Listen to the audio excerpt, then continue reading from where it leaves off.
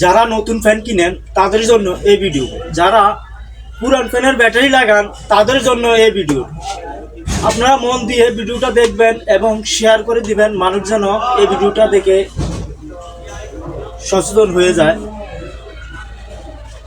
এই যে দেখতেছেন এই ফ্যানগুলা আমরা যখন ব্যাটারি লাগাই তখন আমাদেরকে অনেকে অনেক ধরনের কথা বলে, চার্জ থাকে না, এটা থাকে না, এটা থাকে না। সমস্যা হচ্ছে কি, নতুন ব্যাটারি যখন লাগাবেন তখন আপনি নিম্নস্তে 8 ঘন্টা চার্জ দিতে হবে। 8 ঘন্টা চার্জ না দিলে তাহলে আপনার কোনো ব্যাটারি কোনো ওই যে অ্যাম্পিয়ারটা ওই অ্যাম্পিয়ারটা থাকবে না।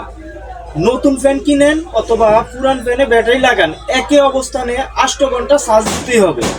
যদি না দেন তাহলে ব্যাটারির অ্যাম্পিয়ার থাকবে না এবং চার্জ কম টিকবে। তাই আপনাদেরকে বলছি এই ভিডিওটা বেশি বেশি করে শেয়ার করে দিবেন, মানুষ যেন এই ভিডিওটা মানুষের কাছে যেন পৌঁছায় যায়।